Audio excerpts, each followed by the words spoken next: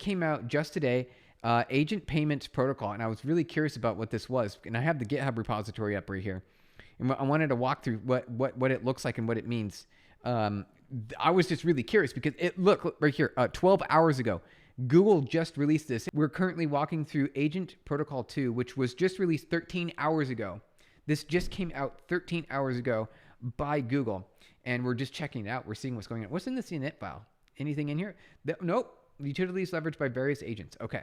So they have, let's get out of the source file. Let's go into roles here. Let's see what this is. All right, so we've got some actual roles here. We've got a credentials provider agent, a merchant payment process agent, and a shopping agent. Let's see the shopping agent. Let's look at there's sub-agents for the shopping agent. What's going on here? All right, here. Apple just released this 13 hours ago, a agent-to-agent protocol. And we're currently looking through some of the code just to see what's going on. Joined late, guy with glasses. Hey, how's it going? Welcome in. What are we doing today? We've got the AP2 protocol released by Google. We're just walking through it real quick. I'm curious what it's about, what's going on, like why does it need extra stuff? Like the Google ADK powers the shopping agent, chosen for its simplicity and efficiency in developing robust LLM agents. Okay. So the shopping agent's role is to engage with the user, find products offered by merchants that fulfill the user's shopping intent, and then help complete the purchases of their chosen items. Interesting. Okay, so I think the idea behind this, hey, Rudy, hey, hola, welcome in.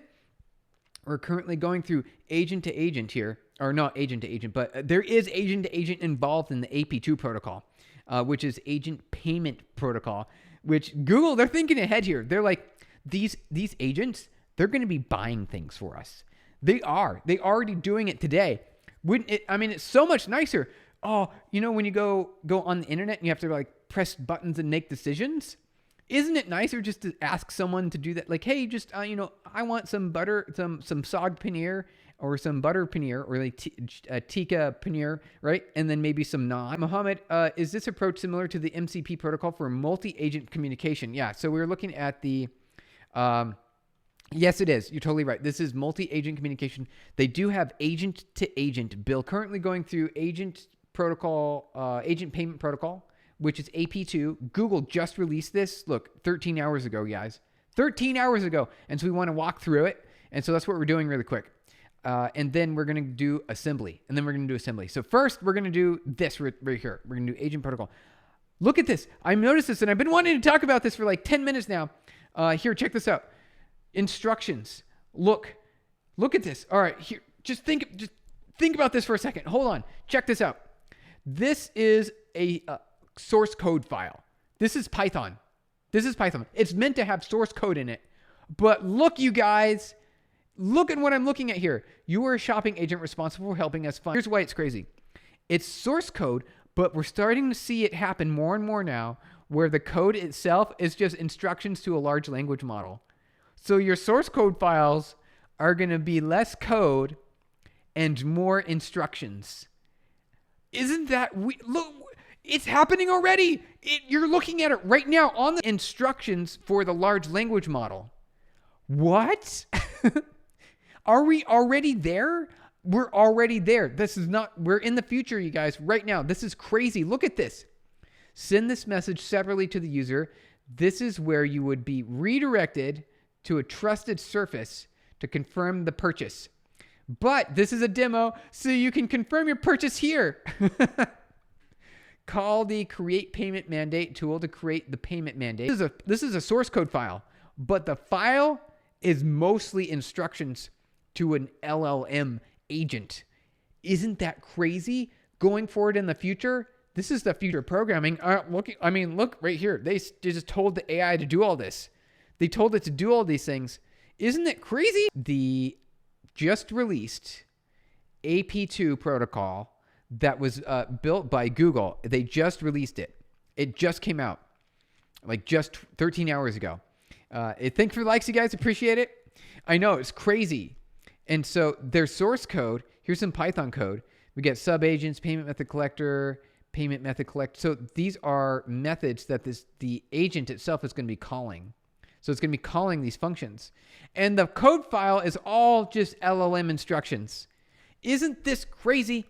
And look at these tools. These are the tools that we're passing. So these are just instructions that tell the LLM how to communicate. Isn't this? So here's also, if you didn't know in previous streams, this part of the code right here is the most important part of the code for the rest of your lives. For the rest of your lives, right, what you're looking at here on the screen is the most important thing. The AI is able to communicate with you deterministically based on instructions that you give it with these tools. Ever wondered if you use the Perplexity Comet browser, or if you've used any other kind of agent-based system that can drive your computer and click on things on the screen? It's using this right here to do it. You guys, it's using this technology right here to do it. We've got our Python here, right?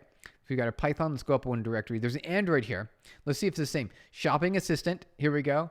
So we got some Gradle, which is a bunch of build stuff. Let's go into the app probably.